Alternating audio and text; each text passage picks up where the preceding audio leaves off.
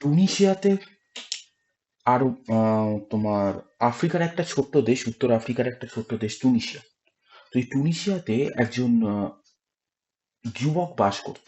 তার নাম ছিল হচ্ছে তোমার মোহাম্মদ বৌজিজি। 26 বছরের একজন যুবক।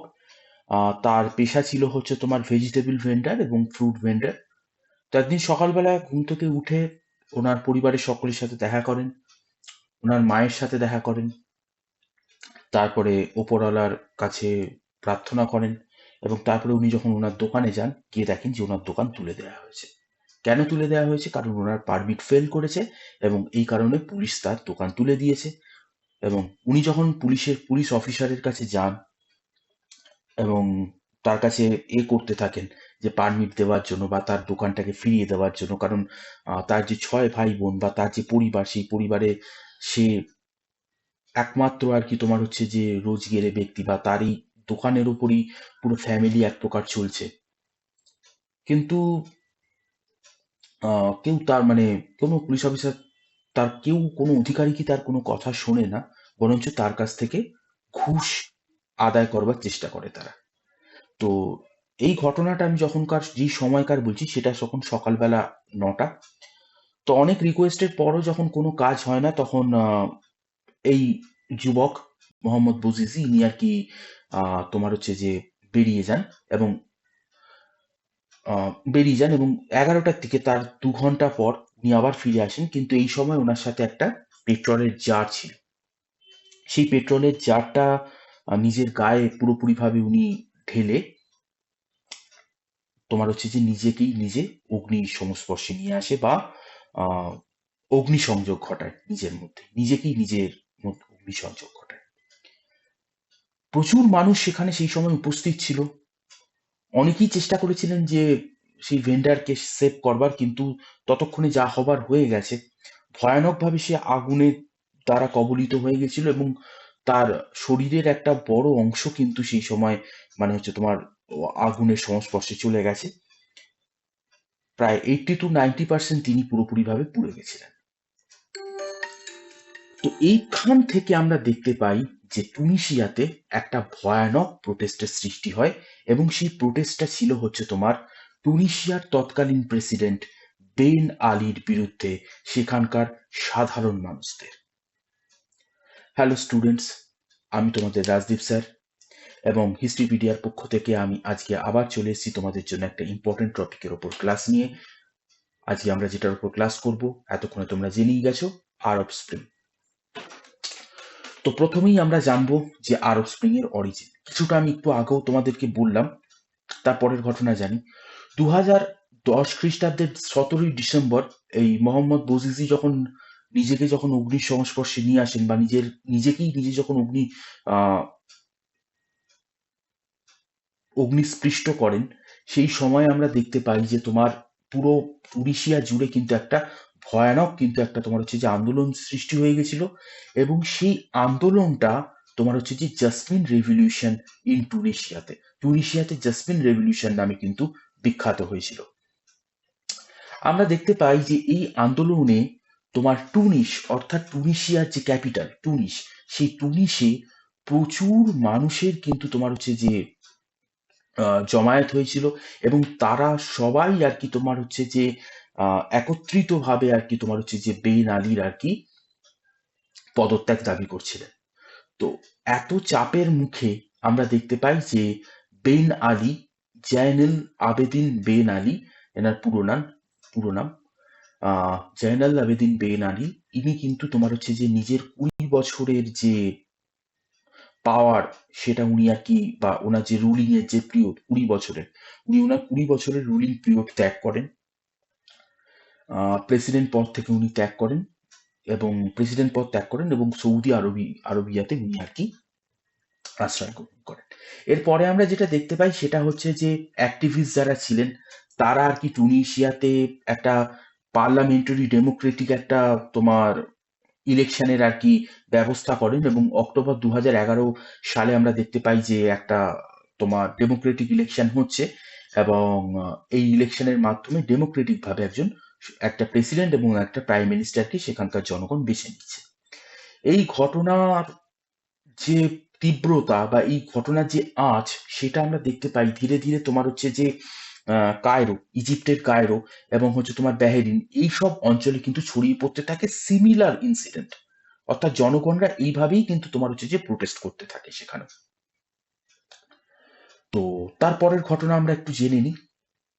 তারপরে আমরা দেখতে পাচ্ছি যে তোমার এর এফেক্ট কি হয়েছিল। এর এফেক্ট কিন্তু প্রচন্ড ভয়ানক ছিল। কারণ তুনিশিয়াতে শুধুমাত্র এই আন্দোলন সূত্রপাত হলেও এই আন্দোলন কিন্তু আমরা দেখতে পাই যে ধীরে ধীরে কিন্তু তোমার হচ্ছে যে Libya, Yemen, Egypt, Bahrain, Syria, এই 5টা দেশে আগুনের মানে দাবানলের মতো আর কি ছড়িয়ে যায় এবং ভয়ানক একটা পরিস্থিতির সৃষ্টি হয় এইসব মানে এইসব দেশগুলোতে।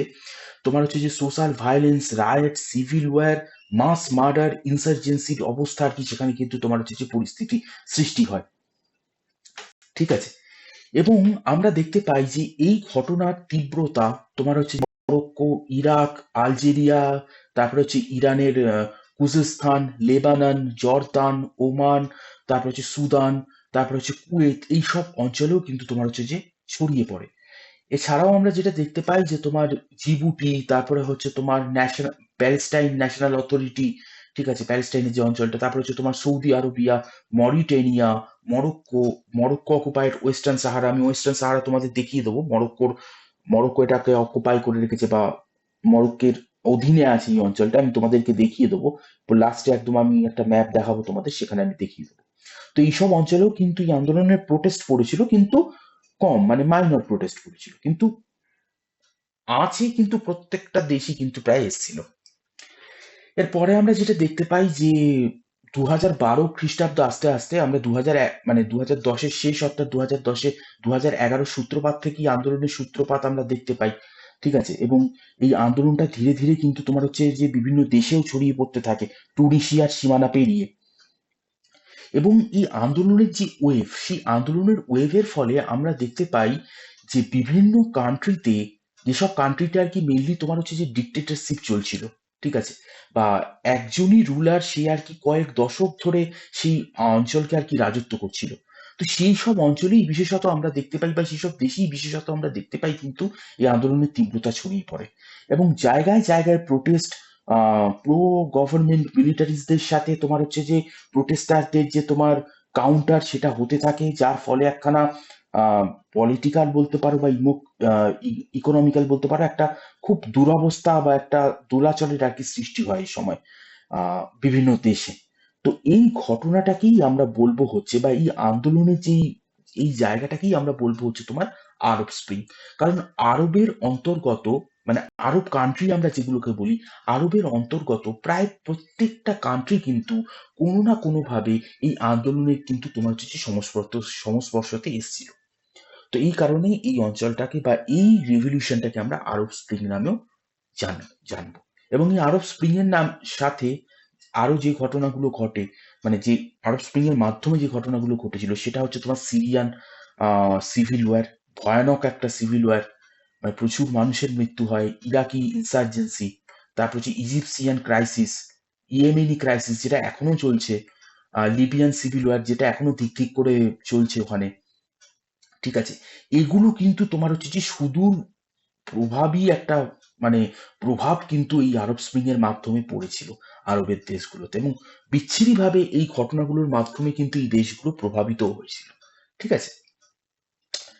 এবার আমরা জানবো যে কোন দেশে কিরকম প্রভাব পড়েছিল, সেই ব্যাপারটাই আমরা জানবো। দেখো, প্রত্যেকটা দেশকে নিয়ে আলাদা আলাদা করে কিন্তু তোমাদেরকে ক্লাস বানানো যায়।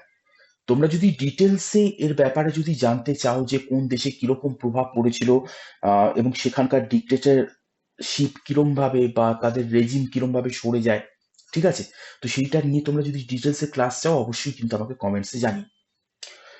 তো টুনিশিয়ার যে ঘটনা, সেটা জাসমিন রেভলিউশন।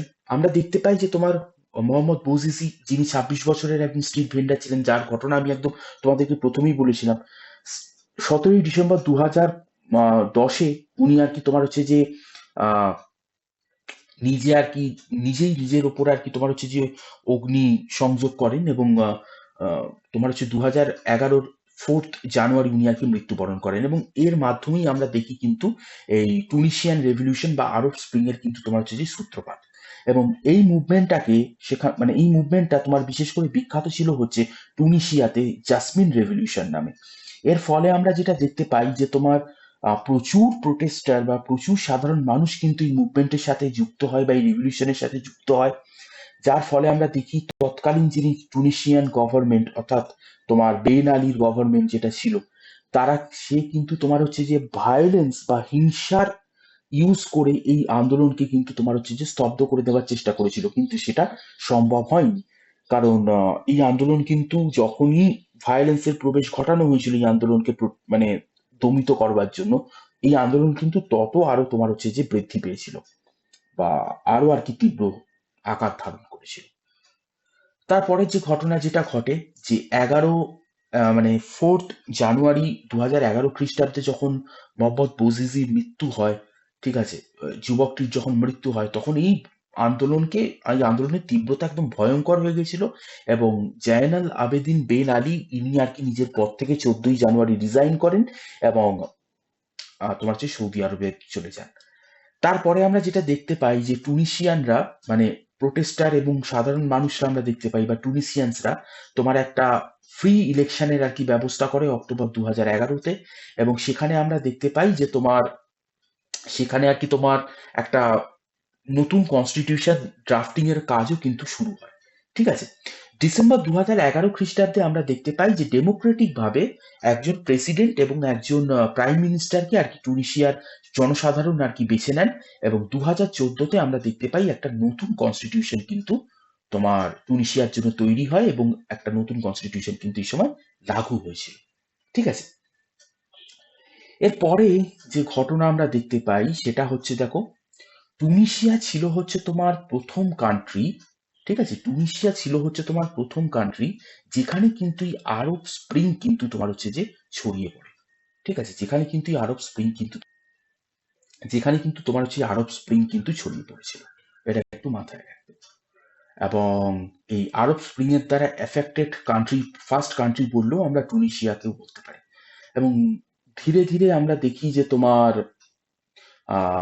আবার আর কি তোমার 2019-এর অক্টোবর নভেম্বর মাসে আবার আরেকটা নতুন ভাবে ডেমোক্রেটিক ভাবেই আরেকবার নতুন ভাবে আর কি ইলেকশন হয়েছে সেখানে, এবং নতুন গভর্নমেন্টও আর কি তোমার হচ্ছে যে চুজ হয়েছে। যাই হোক, তারপরের ঘটনা আমরা দেখি হচ্ছে তোমার ইজিপ্টে জানুয়ারি 25 রেভলিউশন নামে এটা বিখ্যাত। এই আরব স্প্রিং ইজিপ্টে জানুয়ারি 25 রেভলিউশন নামে বিখ্যাত। বেন আলীর বেন আলীকে যখন টুনিশিয়া থেকে যখন ওভারথ্রোন করা হলো, তাকে যখন সিংহাসনচ্যুত করা হলো, তাকে যখন শাসন থেকে ছুড়ে ফেলে দেওয়া হলো বেন আলীকে, সেই সময় আমরা দেখি যে ইয়ং ইজিপশিয়ান, প্রত্যেকটা ইজিপশিয়ান, বিশেষত ইয়ং ইজিপশিয়ানদেরকে, ইজিপ্টের যারা আর কি একদম ইয়ং পপুলেশন ছিল, তাদেরকে কিন্তু এই ঘটনাটা কিন্তু ভয়ঙ্কর ভাবে কিন্তু প্রভাবিত করেছিল, খুব খুব কিন্তু প্রভাবিত করেছিল। কারণ এই সময় আমরা দেখতে পাই যে ইজিপ্টের যিনি আর কি প্রেসিডেন্ট ছিলেন তার নাম ছিল হচ্ছে হুসনে মুবারক। তো হুসনে মুবারকও আমরা দেখতে পাই উনি কিন্তু প্রায় 30 বছর ধরে ওনার শাসন কিন্তু তোমার হচ্ছে যে ইজিপ্টে চালাচ্ছিলেন, বা বলতে পারো এক প্রকারের ডিক্টেটরশিপ চলছিল সেখানে। এবং আমরা দেখতে পাই যে সোশ্যাল মিডিয়ার মাধ্যমে তীব্রতার সঙ্গে ইজিপ্টে এই আন্দোলনটি আর কি ছড়িয়ে পড়তে থাকে। এবং জানুয়ারি 25-এ আমরা দেখতে পাই যে তোমার পুরো ইজিপ্ট জুড়ে আর কি একটা লার্জ ক্রাউড, সাধারণ জনগণ আর কি তোমার হচ্ছে যে পথে নেমে আসে। ঠিক আছে, আমরা যেটা দেখতে পাই যে তোমার যখন এই আন্দোলনটা শুরু হয় সেই সময় ইজিপ্টে যখন এই আন্দোলনটা শুরু হয় তখন ইজিপশিয়ান গভর্নমেন্ট আমরা দেখতে পাই যে তোমার এই আন্দোলনকে আর কি পুরোপুরিভাবে দমন করার জন্য ভায়োলেন্টের আর কি আশ্রয় নেয়। যেইটা আর কি তোমার হচ্ছে যে টুনিশিয়ার ক্ষেত্রে হয়েছিল সেই একই ঘটনা কিন্তু ইজিপ্টের ক্ষেত্রেও ঘটলো। যখনই আর কি ভায়োলেন্টের প্রবেশ ঘটলো, সঙ্গে সঙ্গে কিন্তু ইজিপশিয়ান জনগণ অর্থাৎ প্রোটেস্টাররা আরো বেশি করে তীব্রতার সঙ্গে এই আন্দোলনে আরো তীব্রতার সঙ্গে আর কি ঝাঁপিয়ে পড়লেন।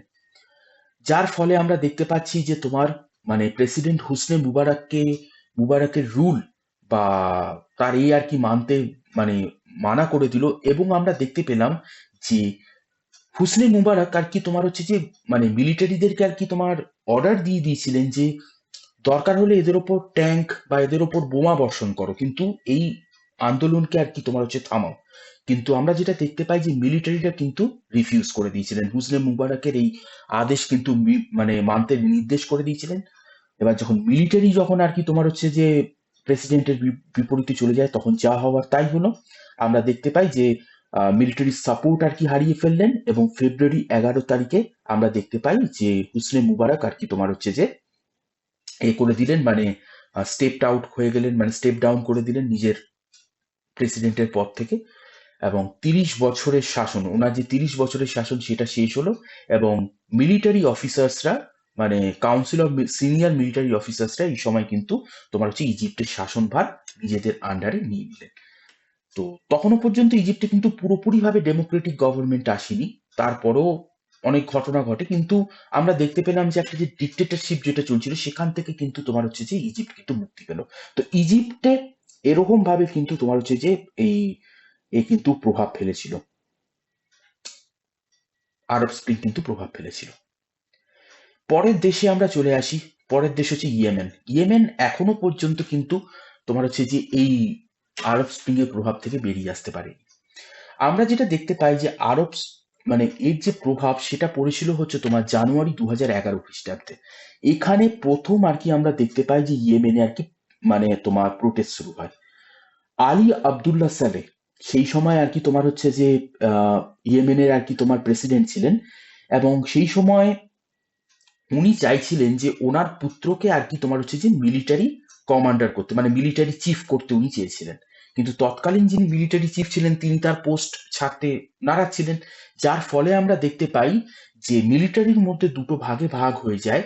আহ একটা ভাগ আর কি তোমার হচ্ছে যে সালে গ্রুপকে আর কি সাপোর্ট করতে থাকে, সালে বেসকে সাপোর্ট করতে থাকে, এবং আরেকটা বেস বা আরেকটা মানে দল আর কি আমরা দেখতে পাই যে তার অপোনেন্টকে আর কি সাহায্য করতে, মানে তার অপোনেন্টকে আর কি তোমার হচ্ছে যে করতে থাকে। ঠিক আছে, এবং এর ফলে আমরা দেখতে পাই যে একটা ভয়ঙ্কর পরিস্থিতি ইয়েমেনে আর কি সৃষ্টি হয়।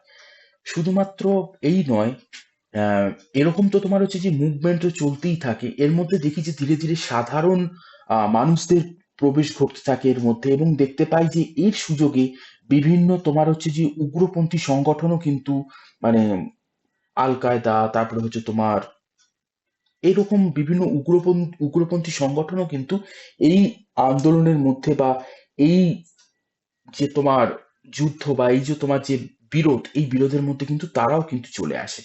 ঠিক আছে, তার ফলে একটা কিন্তু ভয়ঙ্কর পরিস্থিতি কিন্তু ইয়েমেনের সৃষ্টি হয়।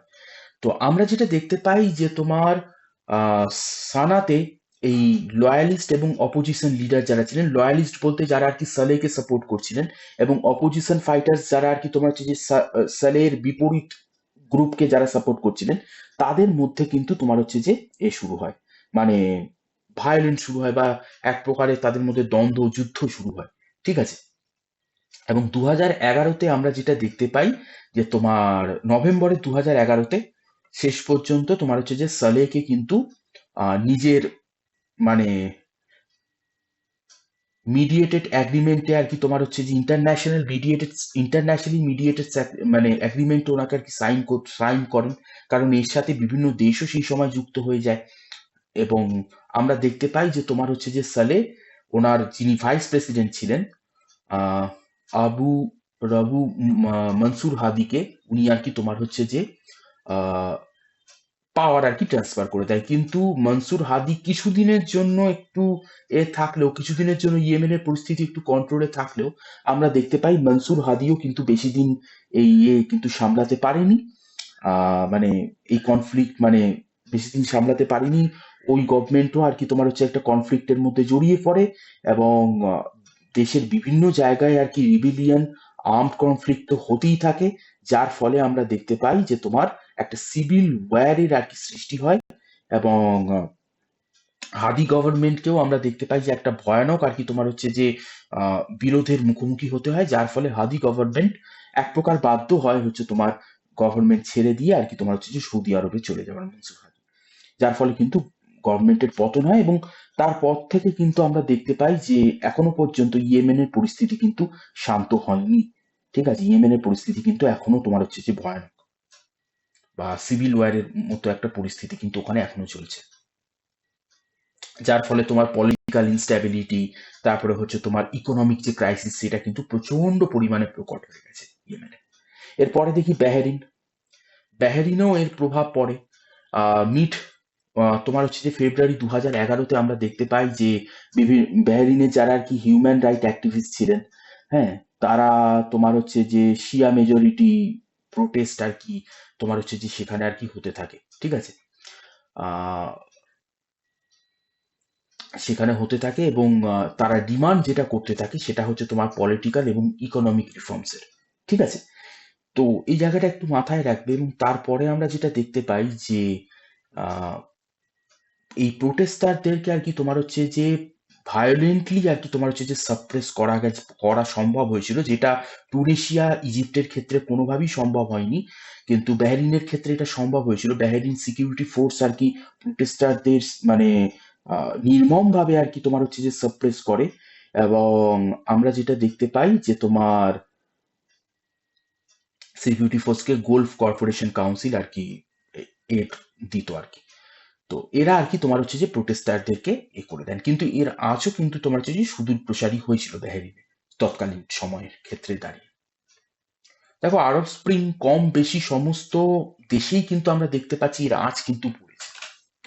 কোনো দেশে খুব ভয়ানক ভাবে, কোনো দেশে মিডিয়াম, এবং কোনো দেশে তেমন ভাবে না পড়লেও প্রত্যেকটা দেশে কিন্তু এর আঁচের কিছু লক্ষণ কিন্তু আমরা দেখতে পাচ্ছি। এটা একটু দেখবে। এবারে দেখো লিবিয়া। লিবিয়াতেও কিন্তু এর ভয়ানক একটা পরিস্থিতি সৃষ্টি হয়েছিল, যার মানে আজ বলতে পারো এখনো আছে। মানে তোমার রিজিম চেঞ্জ হয়েছে, হ্যাঁ, ওখানকার যিনি মানে ছিলেন, যিনি আর কি তোমার প্রধান ছিলেন, তার রিজিম চেঞ্জ হয়েছে, কিন্তু আমরা দেখতে পাই যে সেখানকার পরিস্থিতি কিন্তু শান্ত হয়নি, বরঞ্চ দিনকে দিন আরো ভয়ঙ্কর হয়ে গেছে। এবং আমরা যেটা দেখতে পাই যে সিভিল ওয়ার কিন্তু চলছে ওখানে, এখনো চলছে। লিবিয়াতে আমরা দেখতে পাই একই রকম ঘটনা, যে লিবিয়াতেও তোমার আল গাদ্দাফি প্রায় 37 বছরের মতো উনি আর কি সেখানে প্রায় ওনার ছিল আর কি, উনি আর কি তোমার হচ্ছে যে রিজিমে ছিলেন বা শাসনে ছিলেন, মোহাম্মদ আল গাদ্দাফি। তো ওনার এগেনস্টে আর কি তোমার হচ্ছে যে 2011 ফেব্রুয়ারির মিডিল থেকে আর কি ওনার এগেনস্টে কিন্তু প্রোটেস্ট কিন্তু শুরু হয়ে যায়। এরপরে আমরা যেটা দেখতে পাই যে তোমার মার্চ মাসে আমরা দেখতে পাই যে রিভেল ফোর্স আর কি তোমার হচ্ছে যে রিভেল ফোর্স তো ওখানে অ্যাক্টিভ ছিলই, তার সাথে সাথে আমরা দেখি যে ইন্টারন্যাশনাল কোলিশন, যারা যেখানে আর কি ন্যাটো বাহিনীও আর কি যুক্ত হয়ে গেছিল, এবং ন্যাটো ওখানে এয়ার স্ট্রাইকও চালিয়েছিল গাদ্দাফি ফোর্সের এগেনস্টে। ঠিক আছে, তো পরিস্থিতি অনেক ভয়ানক হয়ে যায়। এবং এখানে কেন ন্যাটো বাহিনীর প্রবেশ ঘটলো, কি ঘটনা ঘটেছিল লিবিয়াতে, এবং লিবিয়াতে এই আন্দোলনের পেছনে কি মানে কি প্রেক্ষাপট ছিল, সেটা যদি তোমাদেরকে জানতে হয়, তাহলে আমাকে অবশ্যই কিন্তু তোমরা কমেন্ট সেকশনে জানিও। আমি একটা ডিটেলস ভিডিও কিন্তু এটার জন্য তোমাদের জন্য বানাতে পারি। প্রত্যেক কটা কান্ট্রিকে নিয়ে বানানো যায়, তোমরা আমাকে অবশ্যই কিন্তু কমেন্টে জানিও। আচ্ছা, আমরা দেখতে পাই যে ন্যাটো বাহিনী বা ন্যাটো মানে এয়ার স্ট্রাইক করে এবং গাদ্দাফি ফোর্সের বিরুদ্ধে, যার ফলে গাদ্দাফি ফোর্সের ভয়ানক ক্ষতি হয় এবং অনেক দুর্বল হয়ে পড়ে। ভয়ানক পরিস্থিতিরও সেই সময় আর কি তোমার হচ্ছে যে সৃষ্টি হয়। এর ফলে আমরা দেখতে পাই প্রোটেস্টার বা রিভেল ফোর্স যারা ছিল, তারা তোমার হচ্ছে যে শক্তিশালী হয়ে ওঠে, এবং ত্রিপোলি, অর্থাৎ তোমার হচ্ছে যে লিবিয়ার ক্যাপিটাল ত্রিপোলিকে কিন্তু পুরোপুরিভাবে কন্ট্রোল নিয়ে নেয় আগস্ট 2011 খ্রিস্টাব্দে। এবং গাদ্দাফি ফোর্স বা গাদ্দাফি কিন্তু এই সময় তোমার হচ্ছে যে ওনাকে আর কি পাওয়ার থেকে সরিয়ে দেওয়া হয়। তারপরে আমরা যেটা দেখতে পাই, অক্টোবর 2011 খ্রিস্টাব্দে গাদ্দাফি যখন আর কি তোমার লিবিয়া থেকে, ওনার প্ল্যান ছিল লিবিয়া থেকে আর কি অন্য দেশে আর কি চলে যাওয়ার। তো উনি যখন আর কি ওনার গাড়িতে করে যাচ্ছিলেন, সেই সময় আমরা দেখতে পাই রোডের মিডিলে ওনার উপর অ্যাটাক হয়, এবং ওনাকে কিন্তু একদম রোডের মধ্যে কিন্তু ওনাকে তোমার হচ্ছে যে অ্যাসাসিনেট করা হয়। ঠিক আছে, অ্যাসাসিনেট করা হয়, এবং রিবেল ফোর্স এই ঘটনাটা করে এবং পুরো সিটিটাকে আর কি কন্ট্রোল করে নেয়, মানে পুরোপুরি ভাবে আর কি গদ্দাফিকে শেষ করে দেয় এই সময় আমরা দেখতে পাই। কিন্তু তারপরে পরিস্থিতি কিন্তু স্বাভাবিক হয়নি। ঠিক আছে, তোমার ন্যাশনাল কাউন্সিল এখানে রিবেল ফোর্স এবং ইন্টার রিবেল রিবেল ফোর্সকে আর কি তোমার হচ্ছে যে রিকগনাইজ করে ইন্টারন্যাশনালি। এবং আমরা দেখতে পাই যে তারা আর কি পাওয়ারটাকেও সিজ করে, কি এবং পুরো কান্ট্রিতে তাদের অথরিটি আর কি করে, এবং যার ফলে আর কি তোমার দেখতে পাই যে এখানেও দুটো এর আর কি সৃষ্টি হয়, দুটো গ্রুপের সৃষ্টি হয়, এবং তাদের মধ্যেও আর কি তোমার হচ্ছে যে অথরিটি নিয়ে তাদের মধ্যে আর কি তোমার স্ট্রাগলের সৃষ্টি হয়, এবং যার ফলে 2014 সাল থেকে লিবিয়ায় কিন্তু সিভিল ওয়ার চলছে। এখনো পর্যন্ত কিন্তু সিভিল ওয়ারের থামবার কোনো লক্ষণ নেই। ধিকি ধিকি হলেও কিন্তু এখনো তোমার হচ্ছে সেখানকার পরিস্থিতি কিন্তু খুব একটা ভালো নয়, বা জটিলও আমরা বলতে পারি। এবারে দেখো সিরিয়া, ভয়ানক একটা তোমার প্রভাব পড়েছিল এই সিরিয়াতেও, কিন্তু লিবিয়ার মতনই ভয়ানক একটা মানে প্রভাব কিন্তু এই সিরিয়াতেও পড়েছিল। আমরা যেটা দেখতে পাই যে মার্চের মিড 2011 খ্রিস্টাব্দে যে সিরিয়াতেও কিন্তু তোমার হচ্ছে যে সেখানকার যিনি প্রেসিডেন্ট ছিলেন বাসার আল আসাদ, তার নাম ছিল বাসার আল, এখনো আছেন বাসার আল আসাদ।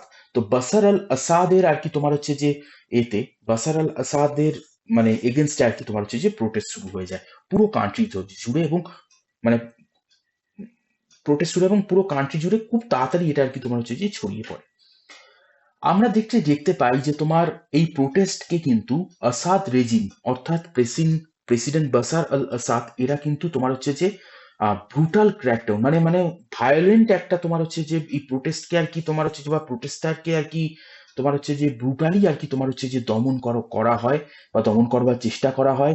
যার ফলে আমরা দেখতে পাই যে তোমার এই অবস্থায় তোমার হচ্ছে যে সিরিয়ার যে পরিস্থিতি, সেখানে কিন্তু তোমার হচ্ছে বিভিন্ন world leader, human right commission, এরা কিন্তু তোমার হচ্ছে যে এই ব্যাপারটায় কিন্তু নজর রাখতে শুরু করে, এবং তারাও কিন্তু বিভিন্ন তাদের মতামত বা দিয়ে কিন্তু নিজেদের মতামত দিয়ে কিন্তু এই ঘটনার কিন্তু নিজেদের মতামত কিন্তু তারা দিতে থাকে, বা এই ঘটনাতে তারা লক্ষ্য রাখতে থাকে।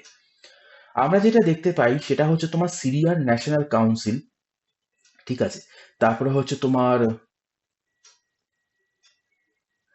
সিরিয়ার ন্যাশনাল কাউন্সিল, যেটা আর কি তোমার হচ্ছে যে সিরিয়ান ন্যাশনাল ট্রানজিশনাল কাউন্সিল নামে বিখ্যাত, সিরিয়ান ন্যাশনাল কাউন্সিল।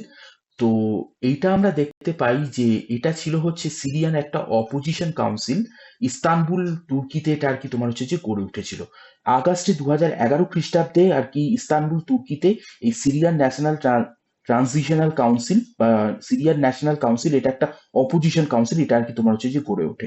এরা আর কি তোমার হচ্ছে যে গভর্নমেন্ট ফোর্সের যে অ্যাটাক, হ্যাঁ, যে তোমার এই প্রোটেস্টারদের উপর যে গভর্নমেন্ট ফোর্সের যে অ্যাটাক দমন করা, এটার কিন্তু তারা হচ্ছে তোমার অপোজ করতে থাকে, ঠিক আছে। আমরা যেটা দেখতে পাই যে তোমার 2011 দু হাজার এগারোর অক্টোবর মাস এবং ফেব্রুয়ারি বা 2012 ফেব্রুয়ারি মাসে রাশিয়া এবং চায়না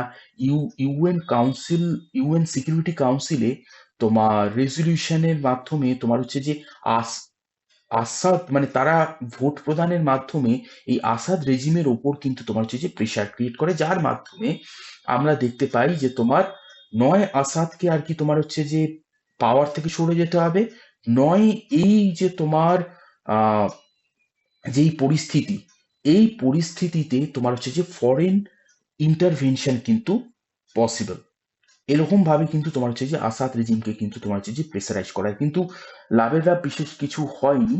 আমরা দেখতে পাই যে তোমার আরব লীগ এই সময় আর কি তোমার তখন একটা মানে piece delegation, Arab League delegation of piece, এরা আর কি তোমার হচ্ছে যে সিরিয়াতে এই সময় আসে, এবং এই সময় আমরা দেখি যে 2011 ডিসেম্বর মাসে কিছুদিনের জন্য বা কিছু সময়ের জন্য ভায়োলেন্স কিন্তু রিডিউস হয়েছিল, কিন্তু বেশি দিনের জন্য এই ভায়োলেন্স রিডিউস ছিল না। আমরা দেখতে পাই যে আবার আর কি তোমার হচ্ছে যে ভায়োলেন্স কিছুদিনের মধ্যেই আবার ভায়োলেন্স আর কি তোমার হচ্ছে যে আহ তীব্রতর হয়ে ওঠে, এবং এই সময় আমরা দেখি যে এমন ভয়ানক পরিস্থিতির সৃষ্টি হয়, বিভিন্ন উগ্রপন্থী সংস্থাও এই সময় আর কি সিরিয়াতে নিজেদের বেস করতে থাকে, যার ফলে আমরা দেখতে পাই এমন একটা ভয়ানক পরিস্থিতির সৃষ্টি হয় যে সিরিয়াতে পলিটিক্যাল, ইকোনমিক সমস্ত দিক দিয়ে মানে সিরিয়া একদম পুরোপুরি ভাবে ভেঙে পড়ে। আগে যেমন সিরিয়াতে একটা ট্যুরিস্ট একটা অ্যাট্রাকশনের জন্য ট্যুরিস্ট প্রচুর যেত, তো ট্যুরিস্ট একদম শূন্য হয়ে যায়, মানে ইকোনমি পুরোপুরিভাবে ভেঙে পড়ে, যার ফলে আমরা দেখি যে একটা মাস রিফিউজি ক্রাইসিস কিন্তু এই সময় সৃষ্টি হয়। মিলিয়ন অফ পিপল কিন্তু এই সময় সিরিয়া ছেড়ে ইউরোপের বিভিন্ন দেশে, তারপরে ক্যানাডা and বিভিন্ন দেশে, তোমার ওয়েস্টার্ন বিভিন্ন দেশে কিন্তু তারা তোমার শরণ নিতে বা এই নিতে কিন্তু বাধ্য হয়। আমরা দেখতে পাই, আমরা একটা বাচ্চার ছবি দেখেছিলাম যার মৃতদেহ আর কি তোমার হচ্ছে যে সমুদ্র তীরে ভেসে উঠেছিল, খুব ভাইরাল হয়েছিল এবং আহ, মানুষের মানে একদম আলোচনার একদম বিষয়বস্তু হয়ে উঠেছিল। সেটাও কিন্তু এই সিরিয়ারই, পালিয়ে আসতে গিয়ে নৌকাডুবির মাধ্যমে কিন্তু ওই শিশুর মৃত্যু হয়। ঠিক আছে, মানে পরিস্থিতি এইরকমই ভয়ানক হয়ে গেছিল যে মানুষকে নিজের ঘর বাড়ি সমস্ত কিছু ছেড়ে আর কি তোমার হচ্ছে যে অন্য দেশে আহ শরণ নেওয়ার জন্য অন্য দেশে আর কি চলে যেতে হচ্ছিল। তো সিরিয়ার অবস্থা কিন্তু ভয়ানক ছিল। তোমরা যদি এই এর ওপরে দেখো, এখানে তো ডিটেলসে আলোচনা করা সম্ভব নয় একটা ক্লাসে। তোমরা যদি মানে কিরকম ভাবে এই বিপ্লবটা বা রিভিলিয়নটা ছড়িয়েছিল এবং এর ফল কি কি হয়েছিল, কোন কোন কান্ট্রিতে কিরকম ভাবে ছড়িয়েছিল, তোমরা যদি বলো তাহলে আমি প্রত্যেকটা কান্ট্রিকে নিয়ে আলাদা আলাদা করে একটা করে শর্ট লেকচার কিন্তু বানিয়ে দিতে পারি। একটা লেকচারে কিন্তু পুরোটা আলোচনা করা কিন্তু সম্ভব নয়। তো মাথায় রেখো, আমাকে অবশ্যই কিন্তু গ্রুপে জানি, মানে কমেন্টসে জানি। এরপরে আমরা যেটা দেখতে পাই যে আরব স্প্রিং কিন্তু অন্যান্য কান্ট্রি, কয়েকটা কান্ট্রি আমরা পড়লাম যেগুলোতে বিশেষভাবে প্রভাব ফেলেছিল। এছাড়াও আমরা দেখতে পাই যে পুরো মিডিল ইস্ট জুড়েই কিন্তু এবং নর্থ আফ্রিকা জুড়ে এই আন্দোলন কিন্তু তোমার হচ্ছে যে ছড়িয়ে পড়ে। আর বিভিন্ন কান্ট্রিতেই আন্দোলন ছড়িয়ে পড়ে। কোনো কোনো কান্ট্রিতে আমরা দেখি যে পুরোপুরিভাবে তোমার হচ্ছে যে সত্তা বা তোমার হচ্ছে যে সরকার পরিবর্তন হয়, বা যার রেজিম চলছিল তার রেজিম চেঞ্জ হয়ে যায়। কোনো কোনো জায়গায় আমরা দেখতে পাই রেজিম চেঞ্জ না হলেও সেখানে ভয়ানক আন্দোলন চলতে যায়, যার এফেক্ট ভয়ানক ভাবে পড়ে। কিছু কিছু জায়গায় আমরা দেখতে পাই যে খুব বেশি এর এফেক্ট পড়েনি, বা কোনো কোনো জায়গায় আমরা দেখতে পাই খুব কম এর এফেক্ট পড়েছিল, বা লিস্ট বা মাইনর এফেক্ট পড়েছিল। কিন্তু সব দেশেই কোনো না কোনো ভাবে এর কিন্তু পড়েছিল। ঠিক আছে, আমরা যেটা দেখতে পাই যে এই মুভমেন্ট কিন্তু তোমার হচ্ছে যে আলজেরিয়া, জর্ডান, মরক্কো, ওমান, এইসব এতেও কিন্তু তোমার হচ্ছে যে করেছিল, ছড়িয়ে পড়েছিল। এবং আনপপুলার যারা অফিসিয়ালস এই অঞ্চলগুলোতে যারা ছিল, যারা করাপ্টেড অফিসার্স যারা ছিল, তাদেরকে কিন্তু কনস্টিটিউশনাল চেঞ্জেস এর মাধ্যমে তাদেরকে কিন্তু তোমার হচ্ছে যে সরানো হয়েছিল এইসব কান্ট্রিজ থেকে।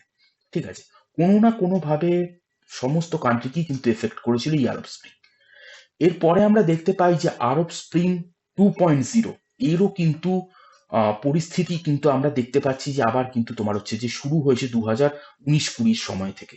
ঠিক আছে, কিরকম ঘটনাটা ঘটেছে না, আমরা দেখতে পাচ্ছি যে আলজেরিয়াতে তোমার, আলজেরিয়ার যিনি প্রেসিডেন্ট আবেল